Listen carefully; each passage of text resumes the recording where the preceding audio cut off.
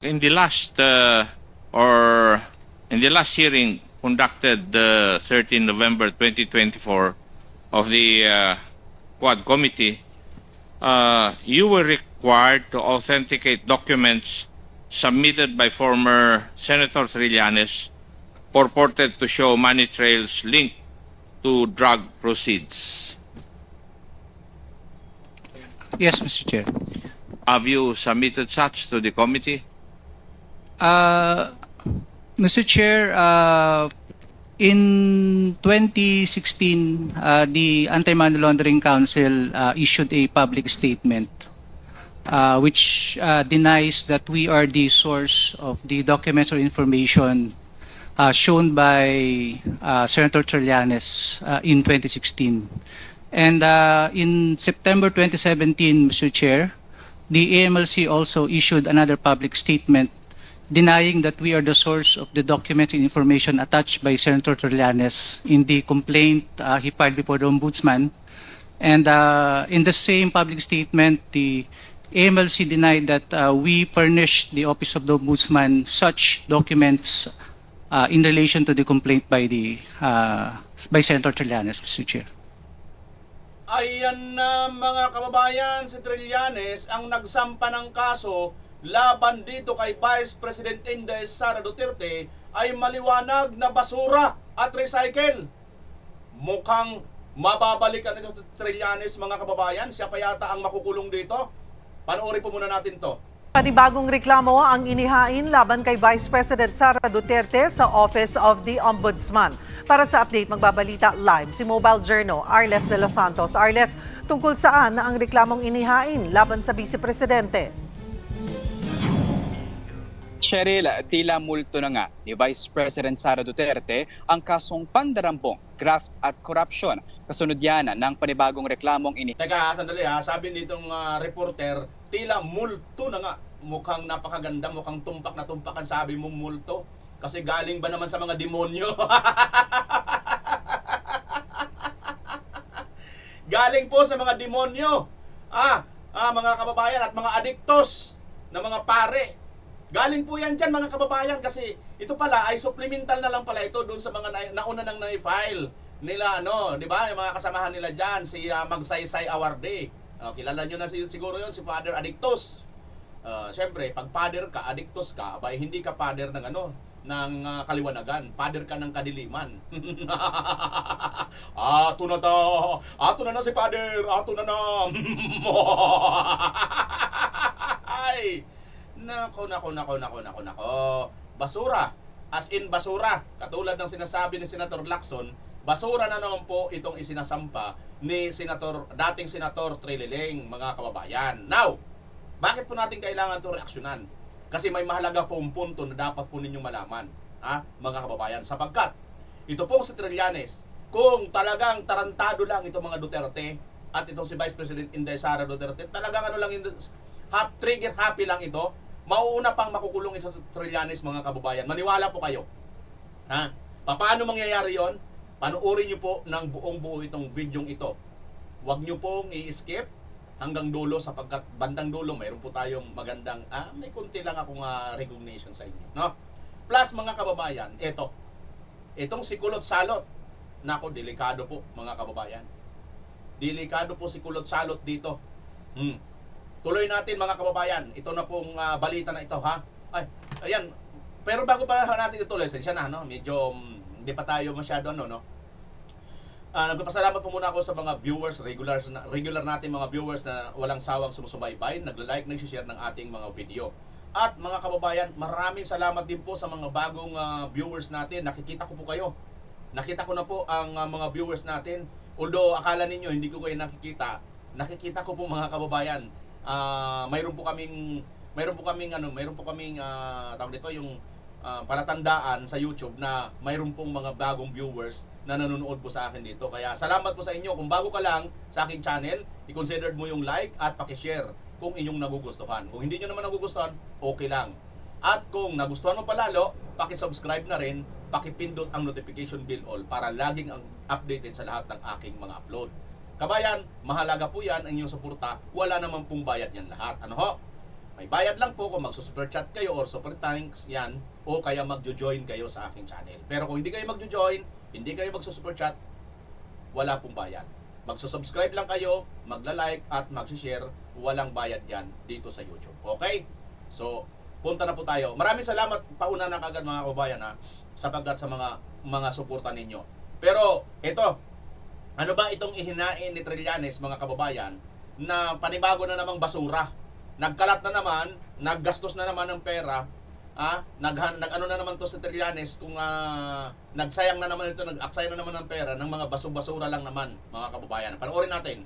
Nihain na laban sa kanya kaugnay ng umano'y maling paggamit ng mga pondo na kanyang pinamunuan. Bit-bit ang bulto ng mga dokumento, dumulog sa Office of the Ombudsman ang civil society group na The Silent Minority kasama si Senador Antonio Sonny Trillanes. Ang kanilang pakay, ang pagsasampa ng patong-patong na kasong plunder, graft, culpable violation of the Constitution at betrayal of public trust laban kay Vice President na The Silent Minority. Bit-bit ang bulto ng mga dokumento, Bulto, mga kababayan, di ba yung isa, yung nakaraan sila Brother Flavio, truck, ito naman bulto-bulto. Talaga naman, bulto-bulto, truck ng mga basura. Tanong kaya mga kababayan, yung basura kayo, baka makita niyo, tingnan nyo nga maigi, baka may basura ito ng mga malita rito. Mamaya mga kababayan, kasi magtataka ka talaga dito kay Trillanes, 3-10 no? Kung makabiyahe kung saan-saan, pagkatapos makapag-file ng kaso kung kani-kanino at dito nga kay Vice President Sara Duterte, pero mukhang unlimited yata mga kababayan yung kanyang pera na ayon naman sa mga di ba ang kanyang sinumiti yatang salin ang yaman 5 to 8 million lang. Mukhang hindi nauubos mayroon kaya itong bukal? Ay, tanong lang naman saan kaya kinukuha ni Senator Trillanes or Trililing ang kanyang pinanggagastos kasi wala siyang trabaho, di ba? Talo ito sa pagka-mayor. Buti sanang tinakbo nito barangay tanod, baka sakaling nanalo pa, mga kababayan. dumulog sa Office of the Ombudsman ang civil society group na The Silent Minority kasama si Senador Antonio Sonny Trillanes. Ang kanilang pakay, ang pagsasampa ng patong-patong na kasong plunder, graft, culpable violation of the Constitution at betrayal of public trust laban kay Vice President Sara Duterte. Kaugnayan ng umano'y mga katiwalaang nangyari sa mga opisina na hinawakan ni Duterte. Ilan sa mga reklamong isinampa ang plunder at malversation dahil sa pagkabigo umano ng bise na i-account ang 650 million pesos na confidential and intelligence fund na natanggap niya para sa DepEd at OVP noong 2023. Ayun, basura talaga mga kababayan kasi confidential na naman confidential na naman. Ngayon, kung ayaw nyo pa, ayaw po ng basura, mala-MPA mga kababayan, kalaban ng gobyerno. Kasi kung kakampi ka ng gobyerno, lalo na militar ka, gusto mo ba? Ikaw, sige nga, ito, dati naman itong militar Di ko alam kung ang utak nito militar ba o MPA. Kasi, dati itong militar, di ba? Dati itong men in uniform sa Navy ito, di ba? Papayag ba kayo dyan sa Navy? O, tanong mo nga sa general mo, sa head mo, papayag ba kayo yung confidential ninyo dyan, mga confidential agent ninyo dyan, i-reveal ninyo? O, sige nga, halinga kayo.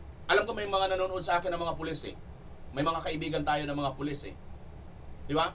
O, sige nga, papayag ba kayo yung confidential, yung intelligence fund ninyo, yung mga confidential ninyo ng mga tao, yung mga pinagkakatiwalaan ninyong asset, papayag ba kayo na i-reveal ninyo yan? Wala nang papayag sa sa inyo, mag-intel. Di ba? Wala nang papayag mamamatay ang pamilya ko Tama hindi? Kaninong gawain yun? Di ba gawain yun ng MPA? Tama hindi? Di ba kagustuhan ng MPA yun na malaman nila kasi nga para alam nila kung sino ang kanilang titirahin? Di ba? Ito ngayon, dito sila sa confidential fund. Maliwanag na basura, recycle, mga kababayan. Mayroon ding reklamong graft at malversation para sa 8 billion pesos na halaga ng overpriced laptop noong siya pa ang kalihim ng DepEd. Ayan na naman si overpriced laptop ng siya pang kalihim ng DepEd. Naknanteteng, yun nga yung isa sa pinaggamitan ni Vice President Sara Duterte doon sa laptop na yun dahil nadatnan niya, ito pa lang, ano bang kumpanya? Highton ba yun? Basta yung kumpanya ni Saldico ang isa sa nakakuha ng kontrata dyan sa DepEd tungkol sa laptop. Nakapagtataka, construction company itong si Saldico, ngunit mayroon siyang kontrata sa laptop sa DepEd. Yun mga kababayan, ang isa sa pinaggamitan ng confidential fund ni BP Inday Sara dyan sa DepEd. Kasi pinaimbestigahan nila yan. under at malversation naman ang At alam nyo mga kababayan, kilala ko. Wag na nga. Wag na nga. Hindi ko pala kilala. Sorry. Hey! Hindi. Nakita ko yung video. No, mayroon akong nakita. Hindi ko alam kung nasaan na yun ngayon yung video na yun, no. Nakita ko yung video kung saan nilibing, no, ang mga laptop at pinasunog pa daw di umano. Nakita ko yun mga kababayan, may video ganon. reklamo para sa 2.7 billion pesos na confidential fund noong siya ang alkalde pa ng Davao City. Naniniwala ang grupong The Silent Minority na sa kabila ng investigasyon ng pamahalaan hinggil sa Tagal-tagal na noon mga kababayan. Sipin nyo ha. Ito talaga maliwanag na political, ano lang ito, motivation lang ginagawa ni Trillanes, makapanira lang ba, makapagsampa lang ng kaso, total unlimited ang source ng kanyang pera, no? Ay, tamang hinala lang naman ako, unlimited ang kanyang source. Kasi nga, mahal po yan, magsampa ng kaso, may bayad po yan. Di ba? Mayat-maya kayo ito nagsasampa ng kaso eh. So maraming pera ito. Eh wala namang trabaho. Yan, tanong, saan galing yung pera mo, sir? Di, tatanong lang naman ako, baka mamaya mayroon kang negosyo. Di ko alam kung anong negosyo mo. Walang flood control projects, hindi dapat tumigil. Nahabulin din ang iba pang opisyal ng gobyerno na sangkot sa umano'y sistema. Tama ka dyan, hindi dapat tumigil sa mga flood control. Eh, hindi nga kayo tumitigil eh. Wala nga kayong ginagawa. Hinahabol mo ba si Martin Romualdez? Hindi, di ba? Pero si Romualdez, maliwanag sikat ang araw, itinuturo ng mga ebidensya, itinuturo ng mga witness. Pero kayo, mga hinayupak, kayong mga salot, wala kayong ginawa kundi si Sara. Matikong pandarambong sa bayan. At ang pananahimik ni Duterte na sagutin ang mga seryosong alegasyon na ito ay binibigyan diin lamang. Ano naman di mananahimik? Confidential kasi yan kung hindi ka ba naman sandamakmak na tanga. Di ba? Mananahimik ka talaga, confidential yan eh. Ay, sus naman talaga, oo. Ang pangangailangan para sa agarang pananagutan. Kasama rin sa mga reklamo laban sa bise ang umano'y gross incompetence nito, bunsod ng 12 billion pesos na COA disallowances ng DepEd at ang unliquidated cash advances nito. Grabe ano mga kaubayan. Ganito po nila isinalarawan to si Vice President Sara Duterte. Kung makabanat sila, kala mo kung sino-sino na napakalilinis, no? Alam mo, no, paglilinaw ng grupong The Silent Minority at ni Trillanes, supplemental lamang itong kaso na ito dahil nga may nauna nang na-file na kaso na plunder kay Vice President Sara Duterte noong nakaraang taon, noong Disyembre. Ayan yung grupo ni na dating finance chief na si Shelo Magno, no? Pero kasama raw dito sa inireklamo ng mga grupo ni Trillanes at ng Silent Minority, yung supplemental lamang ito doon sa kasama na din yung testimonya ni Ramil Madriaga. Naniniwala sila na hindi nakarapat-dapat na mamulo pa sa pampublikong posisyon si Duterte dahil nga daw sa 2 beses nito na insidente na public meltdown kung saan nagbanta pa na papatayin si Pangulong Bongbong Marcos. Cheryl. Nagbanta pa daw na papatayin si Marcos, anak ng titing. Alam mo, yung sinasabi ni Vice President Sara Duterte ay papaano pa ang pagbabanta, sabi niya, kung patay na siya. Sige, napakatatanga talaga, no? Sino pa ba ang papatay sa iyo? Patay ka na? Sige nga.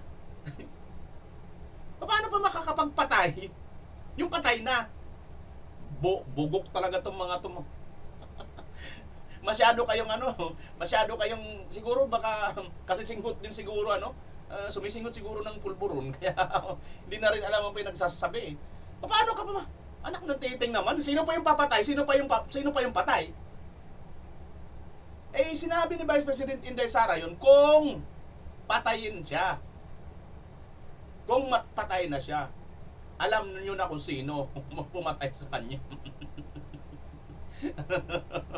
Natakot kayo doon.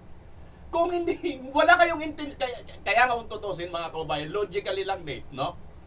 Kung hindi mo naman pala intention patayin si Vice President Sara Duterte, matatakot ka ba? Ha? O mas magandang gawin mo, protektahan mo si Vice President Sara Duterte, di ba? para pag habang buhay siya, hindi ka papatayin kasi buhay siya eh. Tama hindi? Dahil kung patay na siya, saka naman kikilos yung tao. Kaya dapat protektahan mo. Ang husay tuloy ang husay pala talaga ni Vice President Inday Sara. Napakatalino mga kababayan, naisahan sila dito eh. Kasi sandamak ng mga tanga kasi itong mga to eh. Arles, may reaction ba si former Senator Trillanes at ang grupo sa inihaing impeachment complaint laban kay Pangulong Bongbong Marcos naman sa Kamara? Cheryl, wala silang naging reaksyon dyan, no? Pero kinumpirma ni Trillanes na may paparating daw na impeachment. Ayan mga kababayan, dito kay Marcos Jr. baliwala sa kanila. Kasi nga, syempre, kakampi natin yan eh. Hindi natin alam. Malay mo, di ba? Diyan ang source. Gagaling ang source ng source ng tubig. Alam mo naman, sabi nga nung napanood natin, it's too big. It's too big. Sabing ganun eh, no? Di ba mga kababayan? Tingnan nyo ito si Trillanes, oh. Ito daw, sabi niya, mabilisan daw dapat na aksyon ang dapat mangyari dito. No? Pinapabilis niya talaga mga kababayan kasi nga siguro baka tapos na yung buto-buto nito eh. Kaya kailangan ng mabilisan ng aksyon, no? Yan. Asa na yan? Asa na? Ito. Ayan, no? Magbasa nga tayo rito ng comment mga kababayan. Ito yung kanyang ano, no? Sabi dito, ang sorry po. Ang mga irong buang, hahaha, nagbuhat anak mga utak, mga number 1 kawatan. Gabaan mo sa Ginoo, musunod mo akop sa inyo. Gibuhat kay BP Sara, sabi ni Eileen Andre. Sabi pa ulit niya, alam na mali-malitang pera bayad kay Trililing. Mga irong buang, sabi nito si Eileen Andre pa rin. Sabi naman ni DJ Pagsubok, Datumanong, magkano bayad Trililing? Siguraduhin nyo hindi kayo papalpak. Ilang milyon bayad niyan para matakpan nyo issue sa flood control. Si Trililing kahit tanod yan hindi mananalo. Mismo lugar nila galit sa kanya. Saan kaso nanalo yan si Trililing? Yan mga kababayan. Ito po ang mga komentaryo. Binibigyan siguro ng pondo itong si Trililing, hindi na naubusan ng pag-file ng kaso eh. Sabi ni Joy Mercado del Rosario. Tingnan nyo mga kababayan ha. Totoo, tama ba yun? Totoo ba yun, Trillanes? Na mukhang nabibigyan kayata ng pera, pondo, pambayad mo. Hindi na kayo nauubusan, no? Mayat-mayat, file kayo ng file. At katunayan nga, di ba, sabi nyo, supplemental na lang ito, bulto-bulto na nga, daming pan-paper, Grabe, as in. Grabe, talagang matindi talaga, no? Matindi talaga itong mga ito makapagbanat dito kay Vice President Inday Sara Duterte, no? Wala namang silbi. Kasi nga, basura itong mga ito eh. Tingnan niyo mga kababayan ha, ito ang magpapatunay na basura itong mga epinail na bulto-bultong papel ni Trillanes. Bagamat bulto-bulto yan mga kababayan, ay basura po at super basura po yan. Ito po ang video natin ha. Tingnan niyo muna ang napakaraming basura na yan. At dito sa video susunod na ipapanood ko sa inyo mga kababayan, malalaan po ninyo, hindi lang po matatalino ang mga Duterte, kundi may puso at mababait pa mga kababayan. At mamaya, papaliwanag ko sa inyo kung bakit ko nasabi na napakabait po nitong mga Duterte. Hindi po ito pang hindi po ito pang sarcastic o pag pag masyado lang sip-sip sa mga Duterte.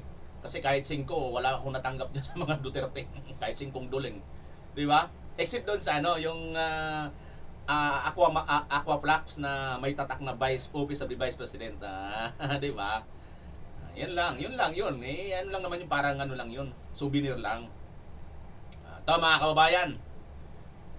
Dito nyo ngayon malalaman na itong sa Trillanes, fake news, mapanira, libelous, at higit sa lahat, ang mga Duterte ay napakabait. Panoorin po natin.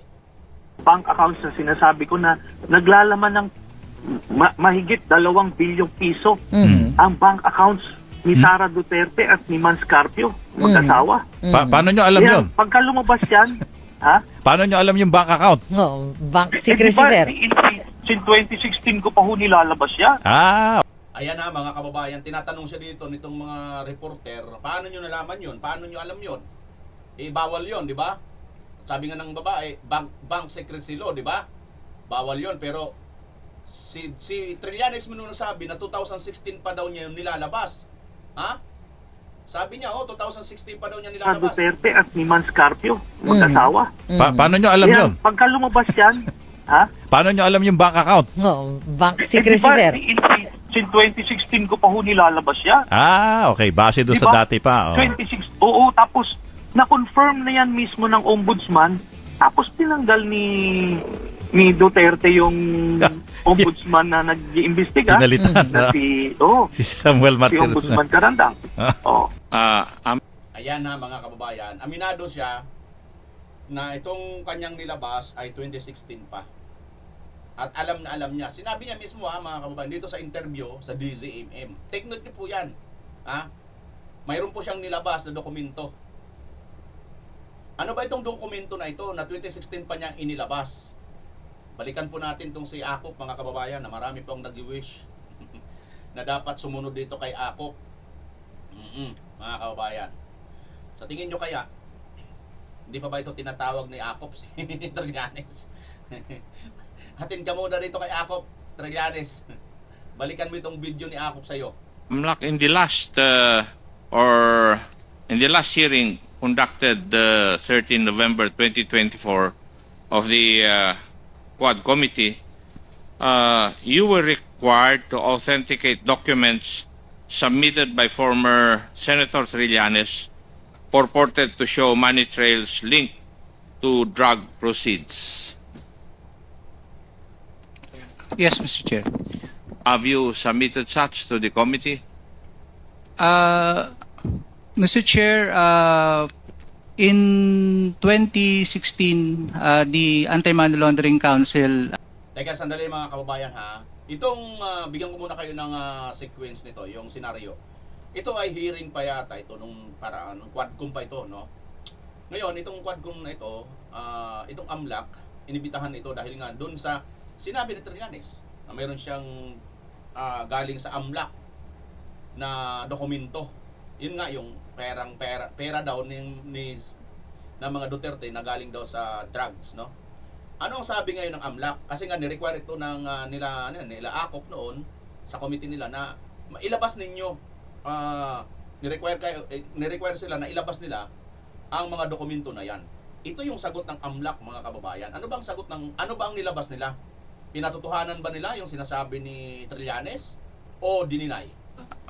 Mr. Chair, in 2016, the Anti-Money Laundering Council issued a public statement. Ano yon? Nung 2016, di ba, sabi ni Trillanes kanina, 2016 pa niya nilalabas ito. Ano itong nilabas ni Trillanes at ano naman itong inisyo na statement ng AMLAC noong 2016? Which denies that we are the source of the documents or information shown by Senator Trillanes in 2016. Ayun, attorney, AMLAC. Sa poll si Trililing, mga kababayan. Dininay po ng AMLAC yung pinagyayabang nitong si Trililing nung 2016 pa daw niyang hawak. O, pakinggan nyo muna muli mga kababayan. Balikan natin, sabi niya, kayabang-yabang nitong Trililing na to. Bank accounts na sinasabi ko na naglalaman ng mahigit 2 bilyong piso ang bank accounts ni Sara Duterte at ni Mans Carpio, mag-asawa. Paano nyo alam Kaya, yun? pagka lumabas yan, ha? Tingnan nyo natatawa pa nga ito si yung pangalan nitong anchor ng DCMM. Natatawa pa nga siya, no? Sabi niya, paano niyo alaman yun? Di ba? Kasi nakakatawa kasi paano mo nalaman ngayon? Dahil illegal yun eh. Bawal yun eh. Paano mo nalaman? Oh. Sige nga. Bank accounts na sinasabi ko na naglalaman ng mahigit 2 bilyong piso ang bank accounts ni Sara Duterte at ni Mans Carpio, mag-asawa. Paano nyo alam Kaya, yun? pagka lumabas yan, ha? Paano nyo alam yung bank account? Oh, bank secrecy, diba, sir. in 2016 ko pa ho nilalabas yan. Okay. Base doon sa... Oh, tingnan nyo ha mga kababayan. Siya mismo may sabi na 2016 ko pa yung nilalabas. Di ba maliwanag? 2016 pa raw niya nilalabas. Siya mismo may sabi, nilalabas niya 2016 pa. Dati pa, oh. 26, oo, tapos na-confirm na yan mismo ng ombudsman. Ayan mga kababayan, na-confirm na raw daw mismo yan ng ombudsman. Balikan na natin ito. Ano ba yung 2016 na yan na na-confirm daw ng ombudsman? Nilalabas ni Trillanes. Panoorin nyo mga kababayan. Which denies that we are the source of the documents or information shown by Senator Trillanes in 2016. Dininay na po ng AMLAC noong 2016 yung nilalabas ni Trillanes. And in September 2017, Mr. Chair, Ito pa, September 2017 naman. Ano pang nilabas ng AMLAC? the AMLC also issued another public statement denying that we are the source of the documents and information attached by Senator Trillanes in the complaint he filed before the Ombudsman. And in the same public statement, the AMLC denied that we furnished the Office of the Ombudsman such documents in relation to the complaint by Senator Trillanes, Mr. Chair. Kita nyo mga kababayan, dininay. Excuse me. Dininay po ng ombudsman ng AMLAC ito pong sinasabi ni Trillanes na yung daw na sinasabi niyang nakuha niya or sinasabi ng ombudsman.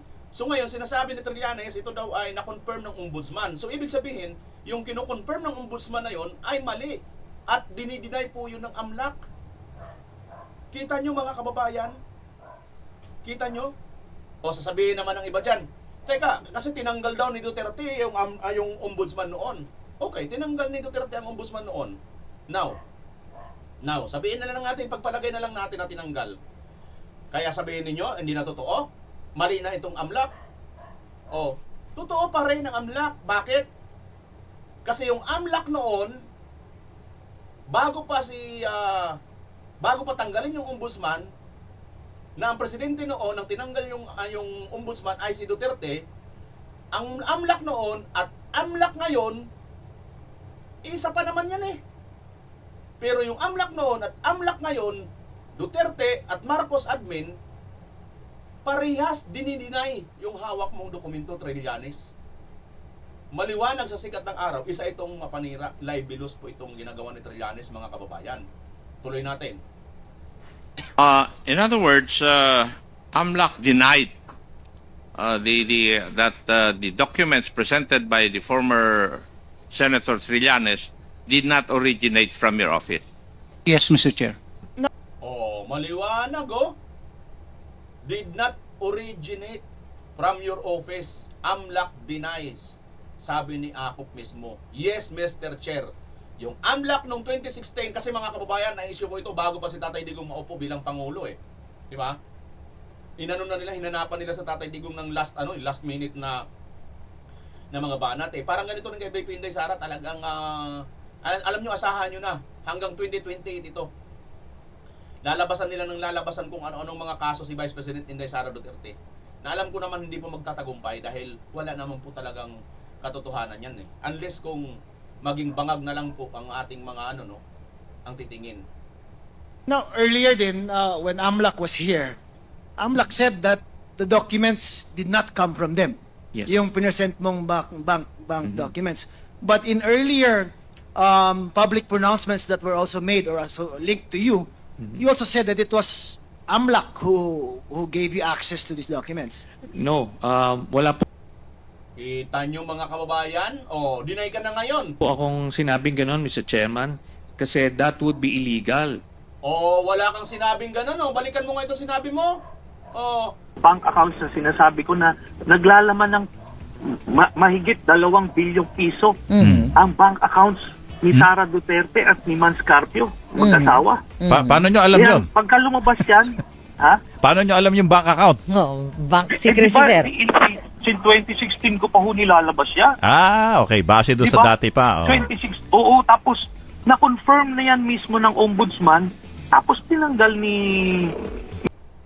Kita nyo mga kababayan ang panliligaw niya rito. Na-confirm na raw daw mismo yan ng ombudsman. Oo nga, sabihin mo na na-confirm ng ombudsman yan. Pero may AMLAC po dapat ang nag-ano yan eh.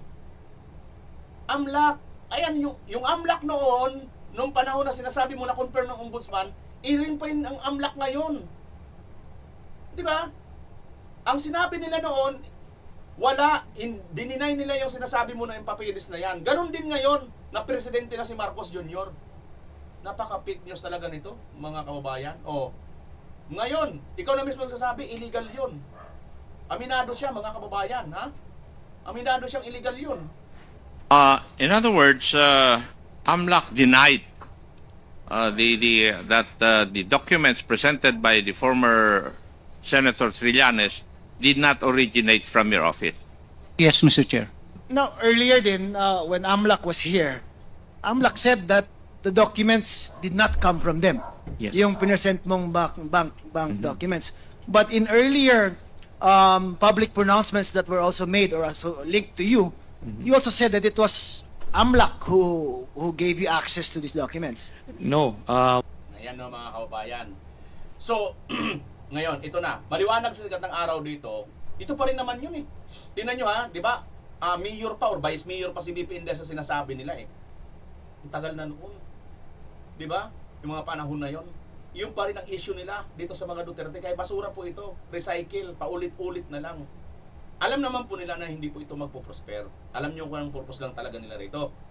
Masira lang po ang credibility ni Vice President Inday Sara Duterte. Pero ang problema lang nila ditong malaki, hindi na po kinakagat ng tao yan. Bakit? Kasi napapatunayan po sa mga sorbe, alam na po na paninira lang ang ginagawa ninyo na yan. Wala pong mga basihan. At ang isa sa matindi nating basihan at ebidensya na ito ay basura lang at walang kakwenta-kwenta. Bakit? Kasi kung babanggitin mo at sinasabi mo si Vice President Sara Duterte ay nung mayor pa lang siya, vice mayor pa lang siya, alam ko senador ka noon. Mayroon ka naman palang alam na dokumentong ganito noon. Na alam mong maaaring makulong itong si Inday Sara. Bakit hindi mo ginawa?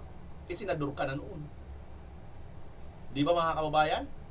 Kaya maliwanag sa sikat ng araw, ang timing ay timing po ito dahil nga gusto nyo pong sirain ang credibility ni Sara para hindi po manalo sa pagka-presidente sa 2028. At talagang vocal po yun na katotohanan sa buong Pilipinas.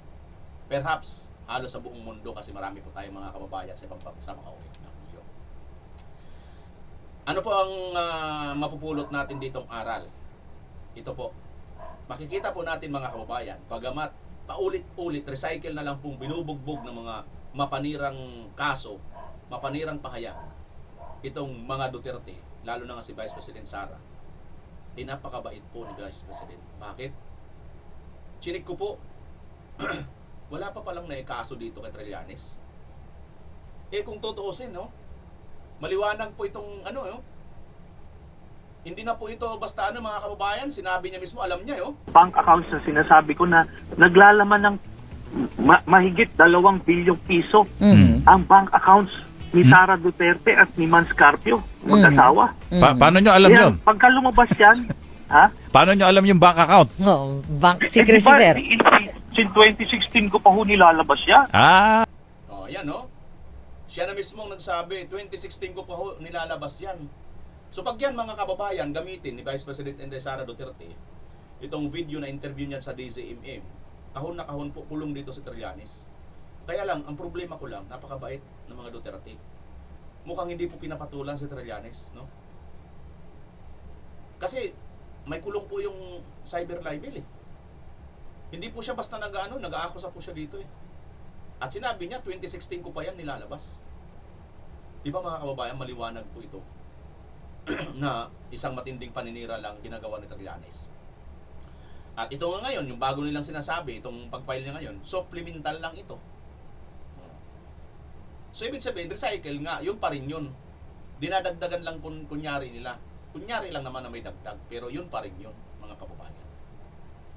At dahil dito, karapat-dapat talaga siya sana kasukan. Ang kaso, si Vice President Sara Duterte, mabait. Kaya yan po, napapatunayan natin, mabait na babait talaga itong mga Duterte. Sa kabila ng dami, dati diba sa Tatay Digong, may mga teacher ng babantang papatayin talaga, taas meron pang Naalala nyo nung araw mga kababayan, parang mayroon pang isang nag-post na nagpa-fundraising sila para daw gurgurin si Tatay Digong, di ba? Mayroong mga ganun eh. Pero alam nyo, walang kinasuhan si Tatay Digong sa ganun. Oh, hindi kasi balat sibuyas ang mga Duterte at hindi ganun kasama, no? Na alam naman nilang ano lang 'yun. Bugso lang 'yun ng mga minsan kasi yung iba hindi rin maingat, di ba? Mga ibang natin mga kababayan, akala mo makapagsalita sa palibhasa siguro baka gumagamit ng illegal na droga. Di ba? Pagka gumagamit ka po kasi talaga, hindi ka na makakapagsalita or makakagawa ng matino. Talagang wala na po. Oh, yung mga panahon na yun, marami po kasi ang mga nasaktan na mga adik. Hanggang ngayon mga kababayan. Kaya, alam nyo, isa lang ang naisip ko eh. Hindi to si Trillanes ha. In fairness siguro, baka hindi naman siguro. Dati rin tong militar eh. Pero sa totoo lang, sa karami-rami ng mga galit sa mga Duterte, isa lang lagi ang nasa isip ko. Kung hindi ito mga oligarch na mayayaman, na tinamaan dun sa kanilang business, mga adik ito, mga salot ito. Ito yung mga naapektuhan ng kanilang mga sindikatong ginagawa. Kasi yan po ang ginawa ni Tatay Digong eh. Yung mga oligarko, ano sa kanya eh. At pati yung mga pulis na ano noon, walang sinanto, pati mayor, gobernador, congressman, wala pong sinanto doon sa illegal drugs na ginawa ni Tatay Digong. Di ba? War on drugs. Now, yan, ano masasabi nyo kay Trillanes mga kababayan? Di ba maliwanag na recycle? Punta na po natin si Kulot Salot. Delikado po rito si Kulot Salot mga kababayan, no? Mukhang galit na galit po sa kanya mga magulang nitong mga MP, mga nirecruit nila. Ito po, post po ito mismo ng Zikan Infantry Jungle Fighter ba ito? Philippine Army. Panoorin natin ng post nila. Nakita niyo po ang mga hawak ng mga former rebel. Yan po ang mga biktima na sila po ay napislang ng state corner, diba? Hindi sila mga batay kung walang ganyan po. Nakabataan pa nila sa pinamumunuan. Ready ko. Nako, Nito lamang Huwebes ay naglabas na ng pahayag ang Kabataan Party List Representative. Pinamumunuan daw ng mga kababayan itong mga rebelde. Nirinig ko daw mga kababayan, ang lakas sa Kulot.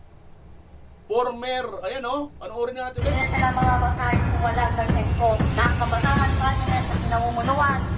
Ready ko. Nito lamang Huwebes ay naglabas na ng pahayag ang Kabataan Party List Representative na si Renico. Ang mga aligasyong ito ay kaugnay sa naganap na engkwentro sa Abra de Ilog Occidental, Mindoro. Matatandaan na pinabulaanan na ng mga opisyal na ulat mula sa lokal na pamalaan at maging ng pamalaang panlalawigan na Occidental Mindoro. Unang issue kung bakit raw umano ipinakita ng mga militar ang mga uncensored na ID, ATM at personal na kagamitan na ito. Ngunit sila ay mali dahil ayon sa opisyal na ulat, lahat na ipinakitang dokumento at gamit ay nakablur bilang proteksyon sa privacy. Standard practice na ito ng militar dati pa kaya't walang katotohanan ang aligasyong ito. Sana ay inisip ni Renico kung paano napahamak ang mga kabataang ito. Hindi dahil sa militar, kundi dahil sa pagre-recruit, sa paglalapit sa armadong kilusan at sa pagdadala sa kanila sa mga lugar ng labanan. Sumunod ang isyu ng umano'y pagkamatay ng 3 batang mangyan na iginigiit ni Ko. Ngunit wala naman silang maibigay na pangalan ng mga namatay. Ngunit mismo ang punong bayan ng Abra de Ilog ang naglinaw na wala ni isang batang mangyan ang nasawi sa engkwentro. Pinagtibay rin ito ng pamalaang panlalawigan ng Occidental Mindoro sa pamumuno ni Governor Ed Yadiano na mariing kinondena ang CPP-NPA at tinunigsa ang pagpapakalat ng maling impormasyon hinggil sa insidente. Isa pang isyo na may papel umano ang mga militar sa panghihimasok ng malalaking negosyo at minahan, ngunit Mismo ang punong bayan na rin ang nagsabi. Huwag ipakita ang bayan ng Abra de Ilog na parang nakubkub na ng mga militar, na dito ay kaguluhan. In fact po, kanina lamang ay binisita po kami ng ating Secretary of Department of Agriculture para po sa isang malaking programa. Malinaw na ang mandato ng militar ang tiyakin ang kaligtasan ng mga mamamayan at komunidad, hindi lang ang proteksyon ng ekonomiya.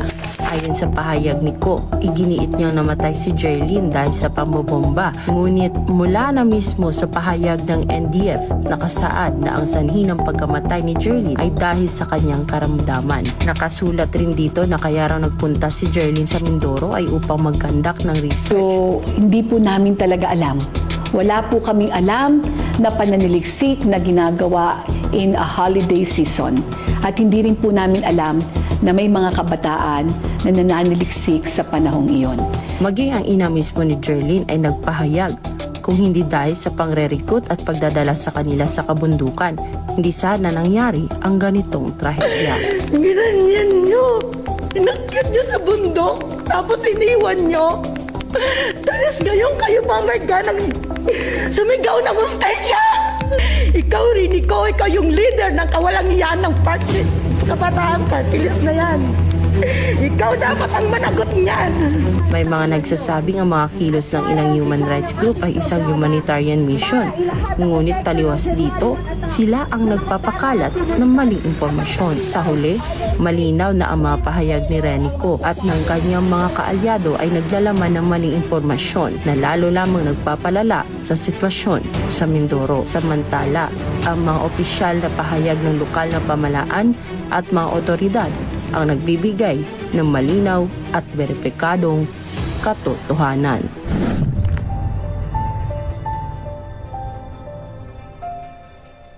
Grabe. Nakita niyo po ang mga hawak ng mga former rebel. Yan po ang mga biktima na sila po ay nakuslang sa sakit po ng digmaan. Hindi sila mga matay kung wala ng info. Nakabataan pa nila sa pinamumunuan. Nito lamang Huwebes, Sirinig ko po mga kababayan ang sinasabi nito po mga namatayan, no? Na talagang leader po ng kabataang party list, no? At isa rin po sa nangungunang tumulig sa doon sa pangyayari na yon. Alam nyo, sa totoo lang, ewan ko ba din dito sa ating gobyerno, ano? Kung tutuusin, pwede na itong ano eh. Link na sila dyan eh, nakalink na yan eh. Pwede na silang arestuhin dyan eh. Pwede na silang imbestigahan. Bakit? Ang dami na may mga magulang na po eh. May mga magulang na nagrereklamo eh. May namatay na ng mga anak eh. Dahil na-recruit nitong mga ito. Di ba dapat link na yan, imbestigahan na yan, o paano nyo ito ni-recruit? Bakit kayo? Ano ang ginagawa ninyo dyan? Oh. Di ba? Talaga naman itong mga MPA na ito, mga salot talaga, no? Terorista talaga. Biruin mo, sabi nga ng nanay, ni-recruit ninyo, tapos pinabayaan ninyo doon. Iniwan ninyo sa bundok hanggang sa napatay. Hay nako. Yan po ang nakakalungkot na ating bansa, mga kababayan, kasi po pinapamugaran po tayo ng mga tao. Kundi man siya impiing terorista, mga salot, no? Mga mapagkunyari, mga tambalusos, magnanakaw, at mga hipokrita. Hay nako, mga kababayan. So ayan. Yan po ang ating nagawang video dito ngayon. Punta na po tayo sa ating mga kababayan. Kung ano pong inyong masasabi, ano po ang inyong reaction po dito, ay huwag po kayo magkatubili, i-comment nyo dyan. At mag-comment na po kayo ng pa-shoutout para ma-shoutout ko po katulad nito, mga kababayan. Punta natin. Ay, nasa na ba yun? Ito pala. Ayan o, yan. Okay. So, nasa na yung shoutout natin? Wala na yata. Ito pala. Hello VMR, watching from Bohol. Shout out everyone. Shout out din sa iyo, Julieta Amador.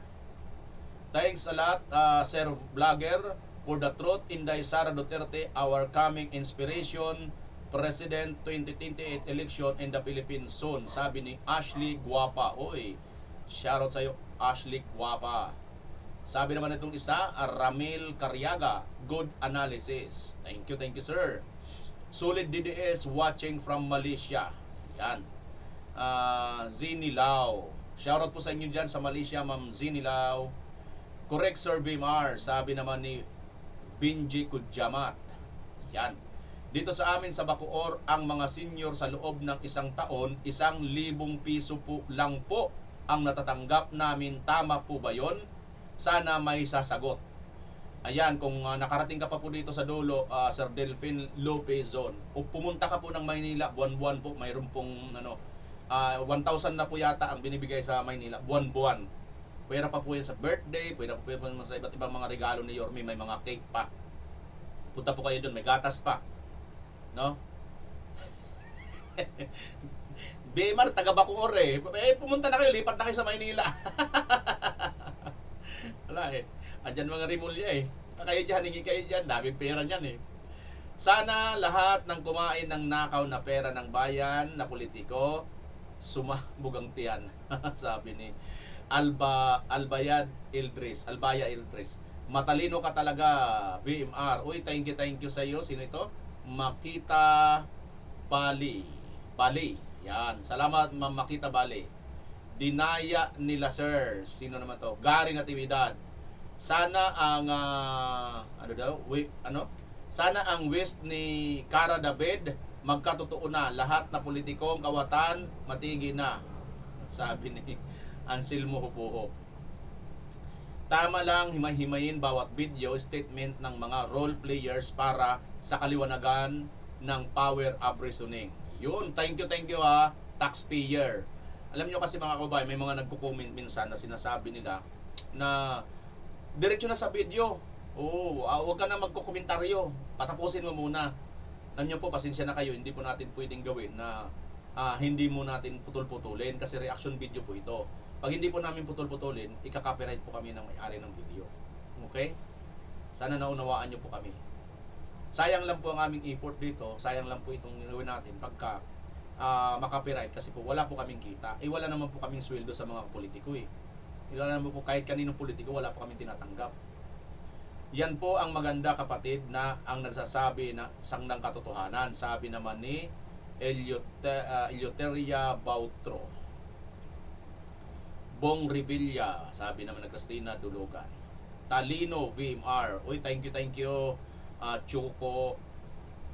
Tama, sabi naman ni Rebecca Campesino. Yang pagbabalik ng nakaw may proseso. Outside ng proseso, pwedeng extortion yan. Tama, ito yung magandang comment mga kababayan. Ayon yan doon sa yung sa restoration, ano ba 'to? Ang tawag doon, yung gustong pagpasauli ni Buying ng pera muna, mga ninakaw kuno. Antayin na lang na magpatayan na sila, makakaumay na tayo idol na to. Hindi ko masyado naintindihan. Wala sa kanilang dalawa, sabi niya. Ano kayo? Saan kaya yun? Sir Bimar, may Diyos po tayo. Lahat po kaming manalangin, lahat ng gawain nilang masama, pagbayaran nyo lahat. Hahatulan kayo ng Diyos namin. Sabi ni Jocelyn Pereira. Tama ka dyan, Ma'am Jocelyn. Sana maprotektahan kayo ng Panginoon, sir. Thank you, Montana, ma'am. Okay. Hello, sir. Idol Bimar, good evening. Kahit sino ang ilaban nila kay VP Sara, walang tatalo sa kanya. Mahal ang taong bayan, ang Duterte, solid Duterte, God bless, always watching from Saudi. Sabi ni Jocelyn Cristobal Lorenzo. Yan. Shoutout po sa taga Saudi, si Jocelyn Cristobal. Sana makonsensya na sila na maawa sila sa taong bayan. Yan. Sabi ni Maria Luisa. Go kung Lebiste, nasa likod mo ang taong bayan. Ingat po kayo at sa lahat ng matitinong politiko na lumalaban sa sindikatong nakawan sa pera ng taong bayan, sana proteksyonan kayong lahat ni God sa mga buhayang demonyo. Sabi ni Albadia Idris. Solid Duterte pa rin kami, buong pamilya at mga kapitbahay namin. Yan, sabi ni Terry Swerty. Ganito ginawa ng Marcos Sr., binilanggo or nawala lahat kalaban niya noon. Exactly what the Jr. is doing. Mayroon na po pala talagang sabi ni Janet Tasiker, no? Mayroon na po pala talagang ano na ito tawag nito, yung pinagkopyahan nito si Marcos Jr., yung kanyang tatay mismo. Palermo Solito, yan si Revilla, na George Garcia, yan ang pumilik. Ako man, naniniwala po ako na panalo yan si si Revilla Hindi natatalo. Sana totoong solid evidence para maibalik ang pera, hindi lang gawa-gawa pagkatapos release walang mahuli-huli na magnanakaw, sabi ni Kidla Choria. Ibalik ang magnanakaw ulit na ang panibagong bayan. Okay? BMR lagi po at araw-araw po akong nanonood po kayo, DDS ako, Antique po ako, sabi ni Nelson Sinatin. Oy, Nelson Sinatin, shoutout sa inyo dyan sa Antique. Okay, wala na pong pa-shoutout mga kababayan. Ayan na po, maraming salamat po muli sa inyo lahat. Pilipinas as always. Bye-bye!